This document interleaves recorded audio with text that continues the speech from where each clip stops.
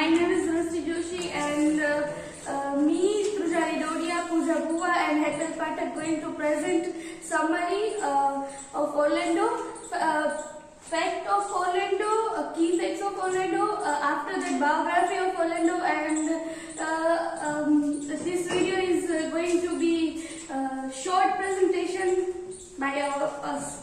So let's start with the key facts. Orlando, a biography by Virginia Woolf. So full title is Orlando, a biography. When written, this is written in 1927 and 1928 she published this novel. Where written, London, England. We know that she was belonged to London, so she write this novel in London. Literary period is modernism, as we know that Virginia Woolf belonged to the 20th century modernism, so she write this novel in modernism. Genre of this novel is historical fiction, experimental biography. Setting of this novel is London, Constantinople and some part of Turkey. So these are three major settings of this whole novel. Climax of the novel is October 11, 1928. So this line is also mentioned in Orlando's last line, and also when she published this novel, it's October 11, 1928. So this is very useful thing to remember that when she write this novel, October 11, 1928, and this Orlando published at the same date. So this is the thing. Antagonist of this poem, of this novel is society. Point of view of this novel is third person omniscient. So this is the key facts of the Orlando. Now we are going to see brief biography of Virginia Woolf, and I request Pooja to explain further.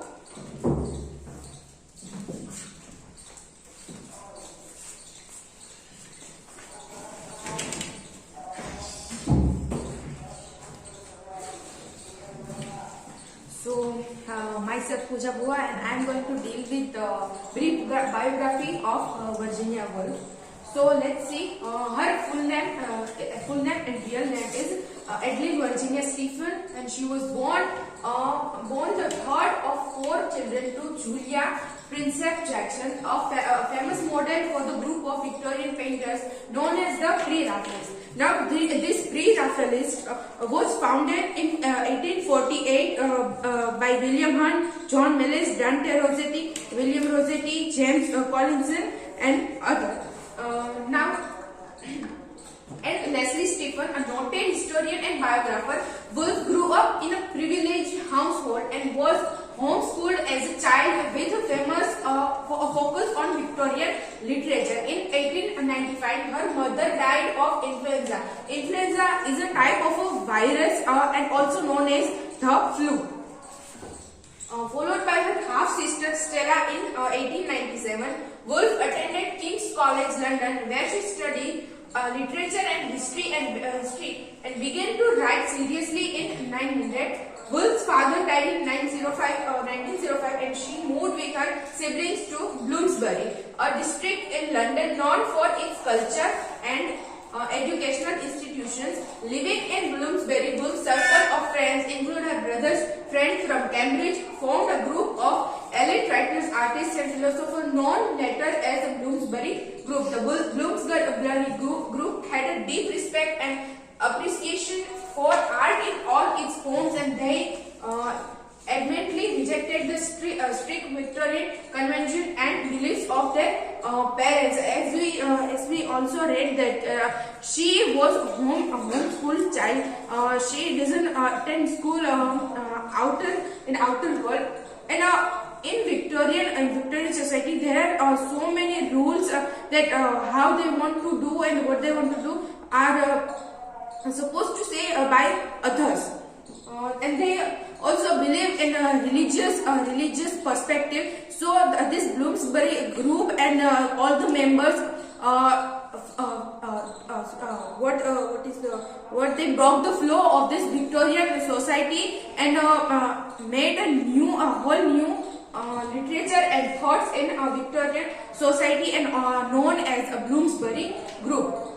Now the Bloomsbury group boasted such members as E.M. Forster, Roger Fry and Lytton Strachey, and it was where Woolf met her future husband Leonard. The couple married in 1912 and in 1950 Woolf published her first novel, The Voyage Out. In 1970, Leonard and Virginia Woolf together opened the Hogarth Press, a publishing house in London, but her next novel, Mrs. Dalloway, was not published until 1925. Beginning with her mother's death, Woolf struggled with mental health issues and suffered both of depression and anxiety. Here is a first point why she goes into depression, a cause of first attack by his mother's death. During her life, Woolf was hospitalized on multiple occasions and she twice attempted suicide. Woolf's doctor warned her that reading and writing would aggravate her condition and she was often prescribed alternating rest and physical exertion. In 1922, Woolf met Harold Nicolson and his wife, Vita Sackville West, both successful writers, and Woolf and Sackville West began a love affair that lasted most of the 1920s. And on this Sackville Vita, she also wrote a biography named Orlando, which is not an original biography, but the name of the novel is biography Orlando. Then a very popular writer, Sackville West, began to publish her books through the Hogarth Press, which reportedly saved a business from a bankruptcy, and she encouraged Woolf to continue writing against the advice of her doctors. Indeed, Woolf did write, and she published Through the Lighthouse in 1927 and Orlando, experimental biography and a love letter of sorts of Sackville West. In 1928, Woolf is also remembered as an influential critic and essayist, of which A Room of One's Own, published in 1929, is among her most famous. On the morning of March 29, 1941, at the age of 59, Woolf loaded her pockets with rocks and walked into the river out and near her home in Sussex and drowned. Here she suicided and killed herself by drowning. Now here are some of some of her life facts. Like, her first published piece of writing was about the Bronte sister. She worked as night school teacher at her time. She had a platonic love affair with her brother-in-law, the husband of this Vanessa, her sister. Very briefly engaged to Lytton Strachey, that we see here. When she is engaged, briefly engaged with Lytton Strachey, we know through the letters to his brother-in-law. She wrote biographical novel about a dog also, and she hated James Joyce's writing. She noted that she hated the work by James Joyce named Ulysses, that she doesn't like much.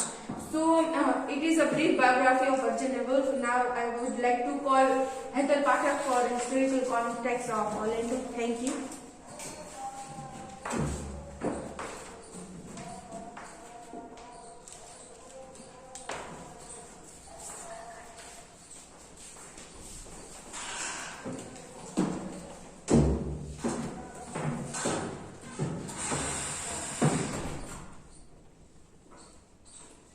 Hello everyone, myself Hetal Pathak, and I am going to deal with the historical context of Orlando. In Orlando first sees Sasha skating on the river Thames during the festival of the Great Cross. Now, before going further, first we have to understand that what is historical context. Historical context means to understanding the past. Whenever we examine the past, first it is very much important to understand that in the past which particular event took place. So that is the meaning of historical context, that we have to understand that this particular event took place in which particular time or era. That is the meaning of historical context. And now let's see with the reference of Orlando. In Orlando first sees Sasha skating on the river Thames during the festival of the Great Frost. In the movie, we have also seen that how first time Sasha and Orlando met together and how they both started falling for each other. Because we have seen the dialogue from Orlando that she told Sasha that now we both are linked together and our destinies are also together. So that is how they both met.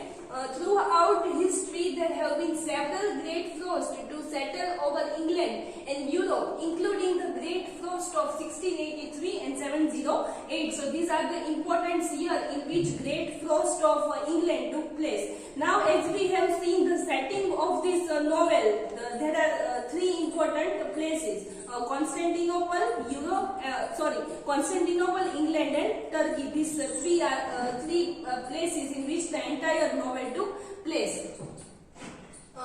So these are the important years of this Great Frost. However, it is likely that Wolf is referring to the Great Frost of 1608. As we have seen in the movie, the different time spans, that it's different time spans, that it starts from 1600, it starts from death and it ends from birth. And that is how Virginia Woolf is referring to the Great Frost of which year? It is 1608, in which the very first frost fair was held in London.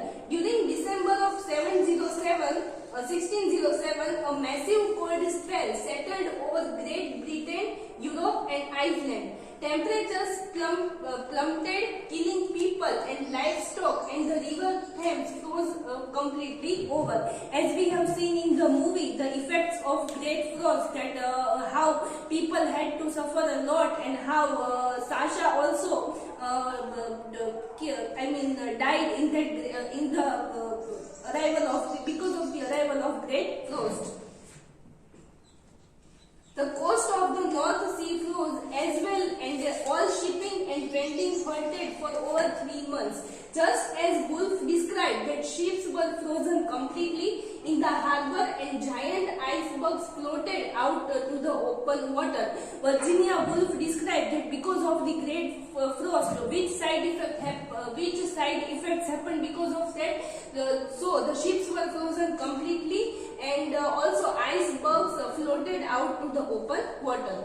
Frost fairs offered merchants and business an opportunity to recuperate some of their lost revenue on account of the cold, and Londoners took to the frozen surface of the Thames River for sledding, ice skating and carnival games. So here this word recuperate means some kind of an illness, to recover from an illness. And because of this great frost, it offered merchants and business an opportunity to recover whatever damage was happened to. They give opportunity to recover from that. Frost fairs typically lasted only a few days, but did not start to shut down until the ice began to melt, often trapping people and attractions out on the melting river. The ice usually melted rapidly, often in less than a day's time, and it led to several deaths over the centuries. So what happened that the ice usually melted very rapidly, and because of that it leads towards several deaths of people. The greatest frost fair is said to have been held during the Great Frost of 1683, one of the coldest winters on record in England, and the last frost fair was held during the Great Frost of the year 1840. After the final frost fair of 1840, the Thames River did not again freeze over until 1963 and has not since. So in the historical context, we can see that because of this great frost, how people had to suffer a lot, and how it leads to the deaths of several kinds of people. And the river Thames. Final frost fair was held in the year 1840, and after that the Thames River did not again freeze until today. So that is all about the historical context of the novel Orlando. And now I will request Tushali to continue with something.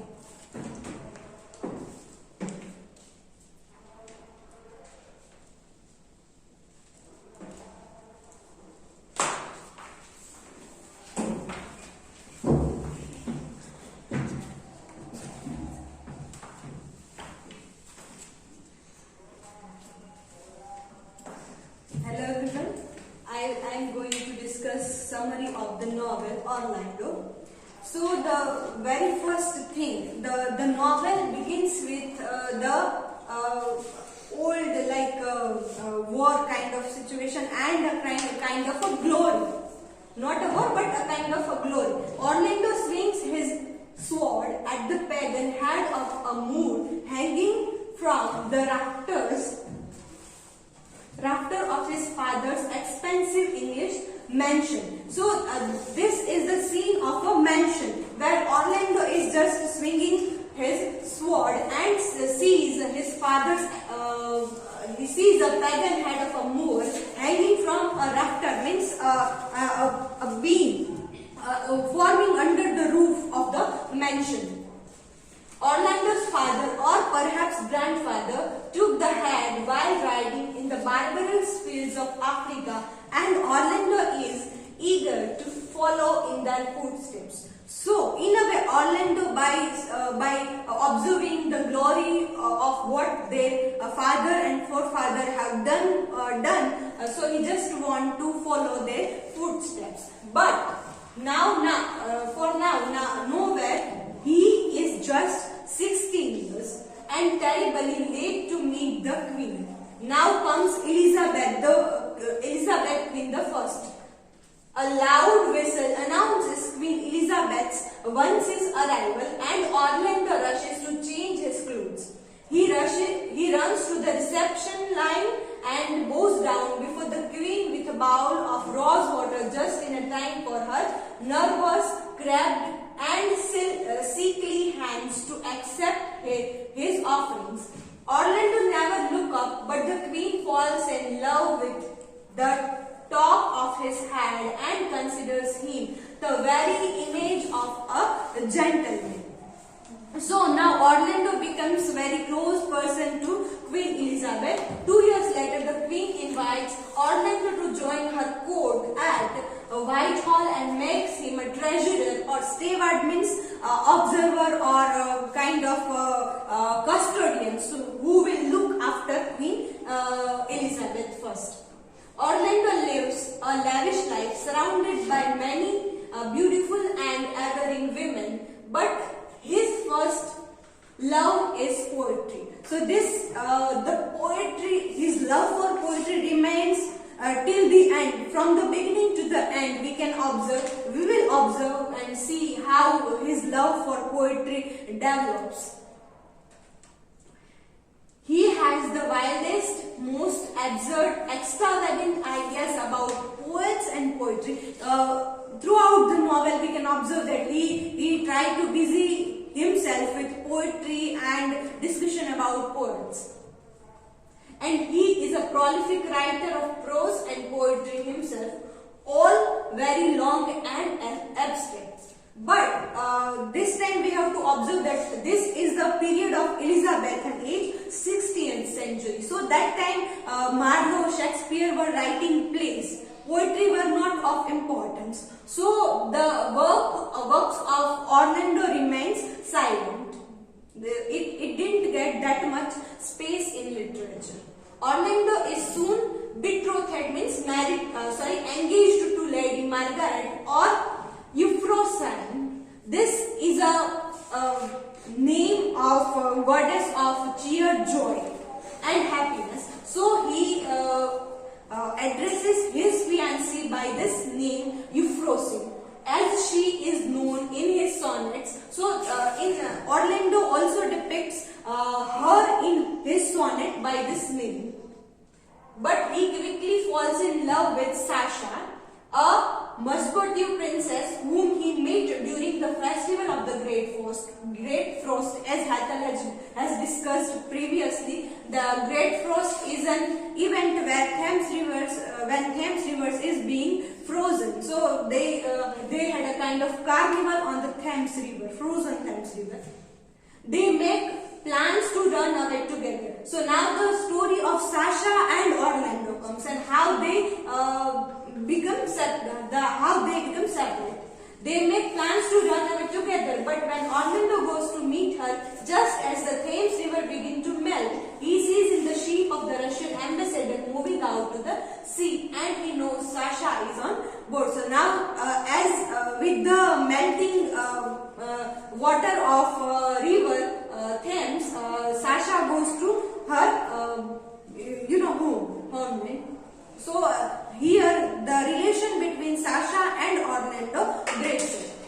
After Sasha's deception means deceive, Orlando is crushed, and since he had made no attempt to hide his feeling for Sasha from Euphrosyne, because of Sasha and Orlando's relationship, there was a kind of crack between the relationship between Orlando and his fiancée.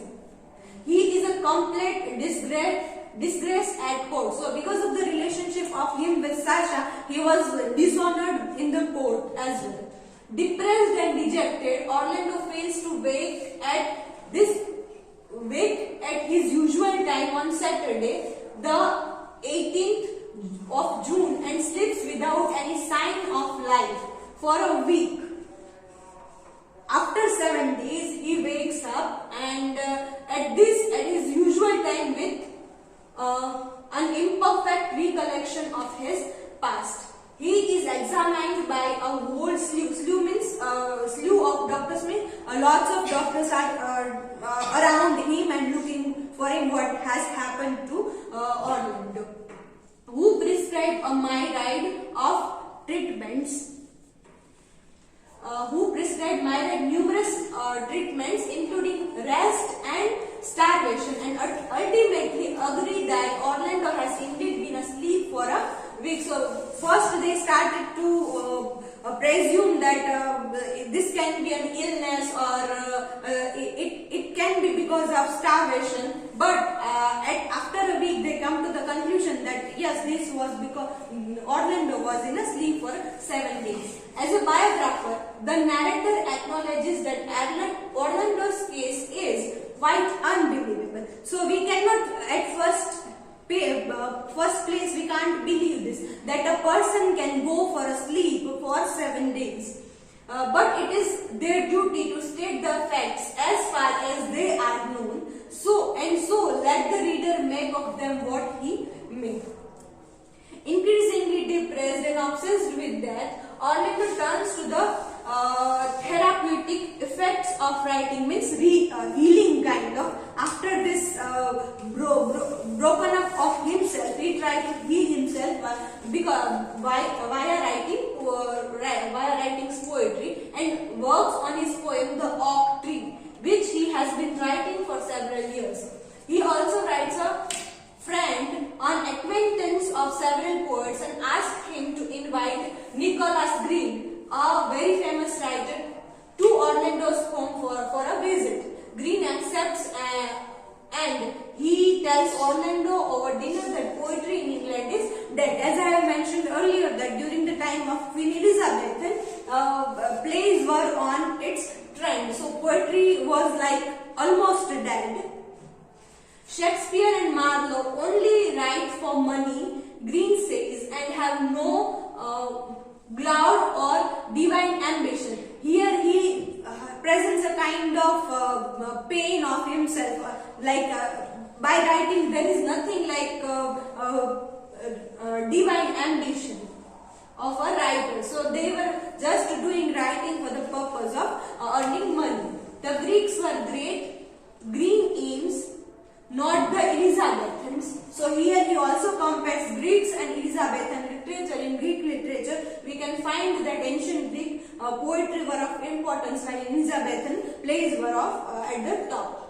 After Green's visit with Orlando, Green returns home and writes a satirical roast of Orlando in which he negatively reviews Orlando's original play, The Death of Hercules, as Green is have a kind of a soft corner towards poetry, or he believes poetry as a strong literary genre. That's why he is roasting a play written by Orlando, calling it worldly, bombastic in its extreme, like it is a kind of a pompous thing.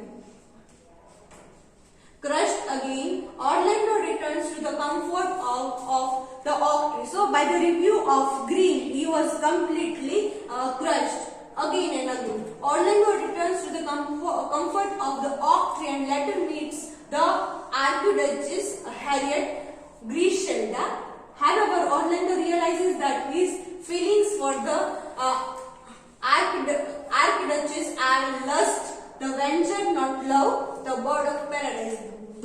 That was only a kind of lust, or we can say that attraction, not love. So he asks King Charles to send him as an ambassador to Constantinople. This is a territory in Middle East where he goes as an ambassador.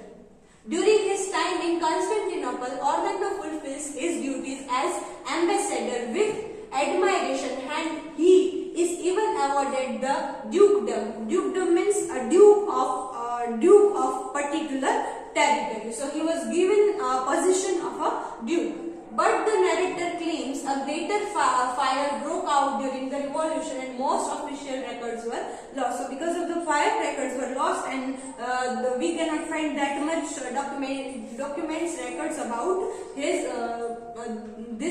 achievements. We have done our best to piece out a merged summary from the charged fragments that remain. So like we are just merging all the literary or historical context together and try to understand by this broken pieces like that. This sentence is also try to admit the same. The narrator says, but often it has been necessary to speculate, to surmise, and even to make use of the imagination. Here imagination plays a vital role. On the day Sir Adrian Scrooge delivers Orlando's patent of nobility. Patent means a kind of license. He is providing a kind of license that you are a nobleman. Orlando throws an extravagant ball party during which, according to rumor, some kind of miracle is going to be performed. When Orlando accepts this honor, the dukedom, but no miracle occurs. The crowd, people begins to riot, and Sir Adrian and the squad of British Blue Jacket. Here, Blue Jacket means British Army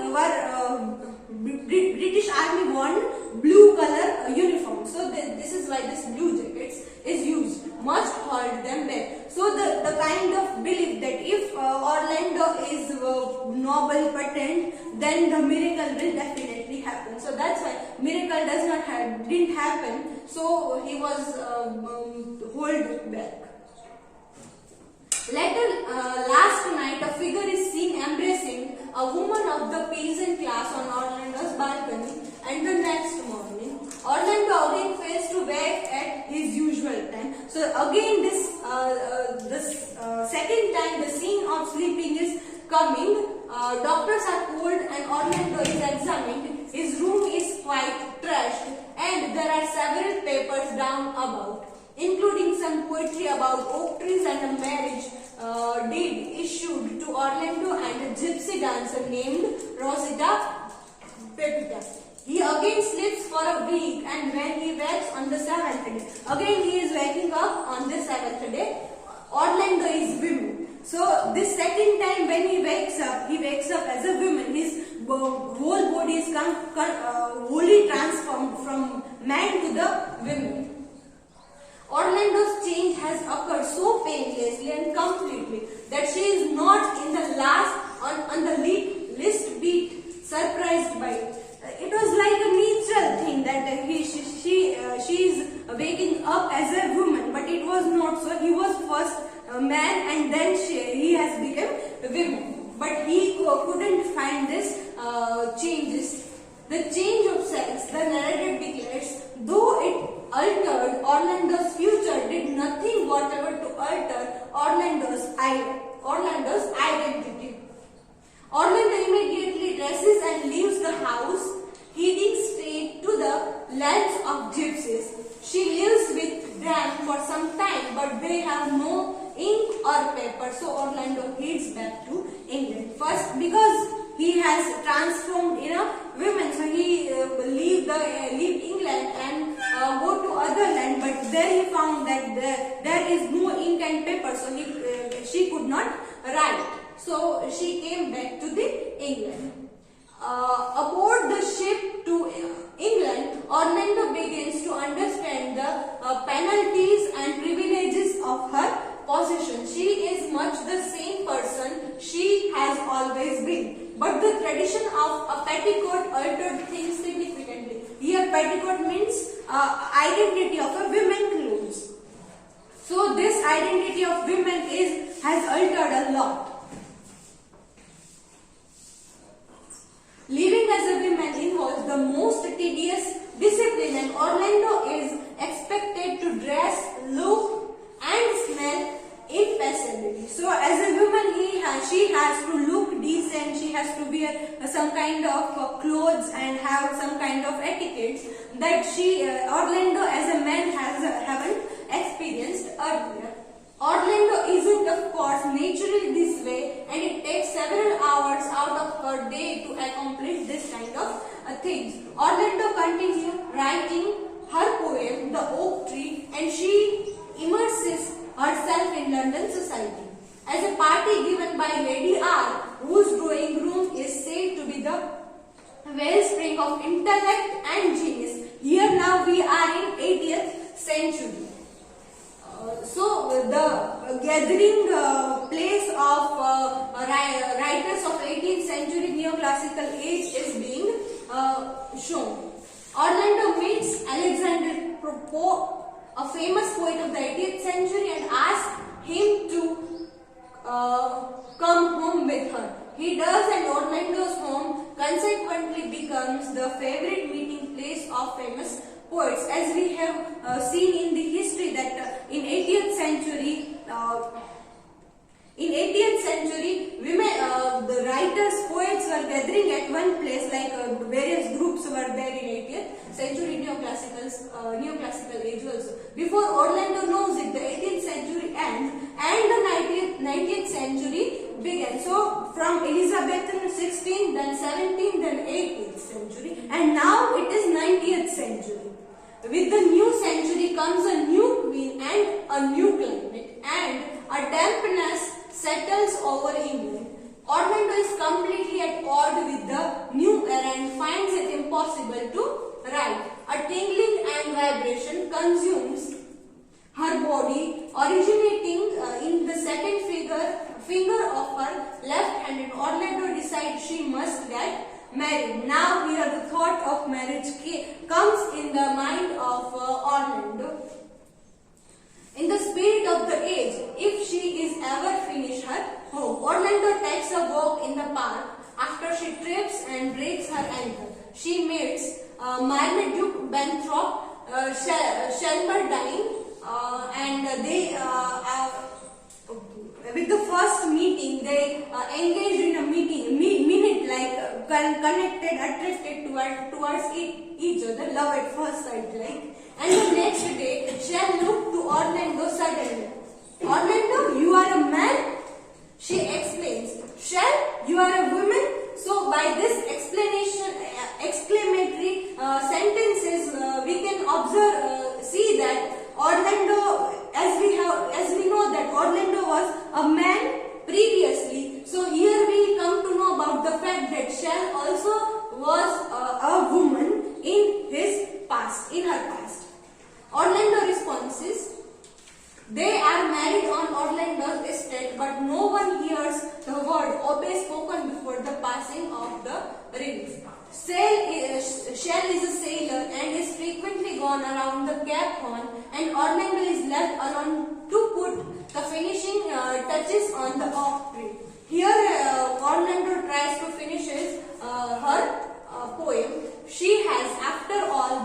writing it for more than 300 years now. It has been more than 300 years. If we look at the 16th century, it has been 3.5 century almost. Done. Orlando years. Now the writing after 300 years, the writing of the oak tree poem has been ended. Stepping away from the poem for the last time. She knows it must be read and she immediately heads into London. In the city, Orlando runs into Nicholas Green, who is now the most influential critic of the Victorian age. Here we come to know that not only Orlando but the poet Nicholas Green, whom she met way back in 16th century, is an influential critic of this 19th century. Victorian era. After Green laments the state of poetry in England, Shakespeare and Marlowe, those were the giants, the big names, he says, Orlando's dress hopes open and then oak tree falls from her bosom. Green reads the poem immediately and claiming it reminiscent of the great Elizabethans, insists that it must be published. Earlier, Green rejects or dishonors or criticizes the work play by Orlando. Now here he is praising poetry by Orlando herself. After Orlando and Green part, Orlando rushes to wire shell a telegram. So here telegram is we can see a new arrival thing to communicate and tell him the great news about her poem, and then she wanders into a bookstore. She buys several Green's critical works, tells the shopkeeper to send her everything of any importance and begins to read. She learns that critics expect writers to always write like someone else and that all of Victorian literature can be either written out in 60 volumes octave or squeezed into 6 lines the length of this one. So this is the limitations, like it should be like this and it should be like that. After coming to this conclusion, Orlando looks out the window for a long time, and on March 20th at 3 o'clock in the morning, the midwife means a person, caretaker, who is taking care of children, taking care of a child of Orlando, hands Orlando a baby. Here Orlando means a lady who tries to help to give birth to women. It's a very fine boy. So now Orlando gives birth to a boy, Mr. Lady. The midwife says, Orlando again stands at the window, but let the readers take courage. The narrator says, nothing of the same sort is going to happen today, which is not by any means the same day. The world outside is changing. Light floods houses with the flip of a switch, and water is hot in a second. So these are some good aspects of the modern society, 19th century, where water becomes hot. We can make water hot in a second. A nearby clothes strike. It is 10 a.m. October 11, 1928, and it is the present moment. So here we come to know that the whole novel is written first in a flashback and now in a 19th century, the present moment. Orlando stops and grabs at her heart. There is not a more terrifying revelation. The narrator notes, then that is the present moment. Orlando hoops in her car and drives. Earlier, who was riding a horse is now driving a car. She has some shopping to do in a town, but she leaves without most of her visit. This is here is income of middle age. Orlando says, how strange it is. She drives until she comes to a cottage and farm and gets out of the car.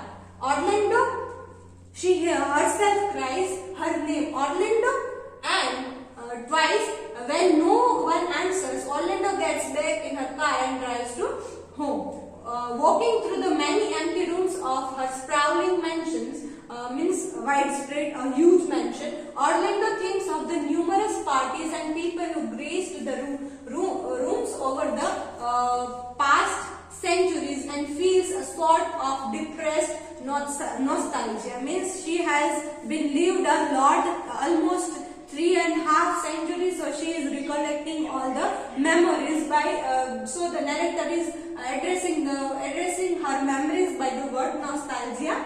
She walks out to the garden and down a remote path to an old oak tree. Orlando places her paw in the oak tree at the base of the tree and looks to the sky. She can see an airplane flying overhead and she knows that she is on board. Shall her husband. Orlando yells to the sky. Shell jumps from the airplane and as she does, a single wild bird flies over his head. It is the goose. So, like imagery first of airplane, then it comes to goose.